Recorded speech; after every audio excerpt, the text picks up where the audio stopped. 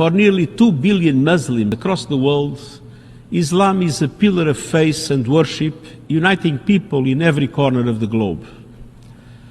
And let us remember that it is also a pillar of our shared history. For centuries, Muslims have been a crucial source of culture, philosophy, scholarship, and science. From the enormous influence of Avicenna, the great physician and philosopher, whose interpretations of Plato and Aristotle helped shape the development of Western European philosophy, to the Muslim mathematician and astronomer Al-Khwarizmi, responsible for delivering Indo-Arabic numerals and the father of algebra, to the father of rationalism, Averroes, whose groundbreaking commentaries bridged Islamic and Western thought, to the countless contributions of Muslims across every field, from science, technology and medicine, to literature, art, music and architecture.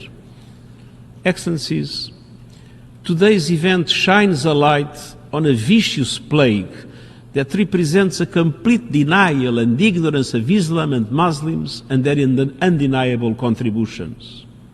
The plague of Islamophobia. Around the world, we see a rising tide of anti-Muslim hate and bigotry, and that can come in many forms: structural and systemic discrimination, socioeconomic exclusion, unequal immigration policies, unwarranted surveillance and profiling, restrictions in accessing citizenship, education, employment, and justice. These and other institutional barriers violate our shared commitment to human rights and dignity. And they also perpetuate a vicious cycle of exclusion, poverty, and disenfranchisement that echoes across generations. Meanwhile, decisive rhetoric and misrepresentation are propagating stereotypes, stigmatizing communities, and creating an environment of misunderstanding and suspicion. This can lead to an increase in harassment and even outright violence against Muslims, rising accounts of which are being reported by civil society groups in countries around the world. Some are shamefully exploiting anti-Muslim hate and exclusionary policies for political gain. We must call this what it is: hate, plain and simple. And purveyors of hate speech are misusing the most powerful megaphone in history to amplify and spread their despicable ideologies: social media.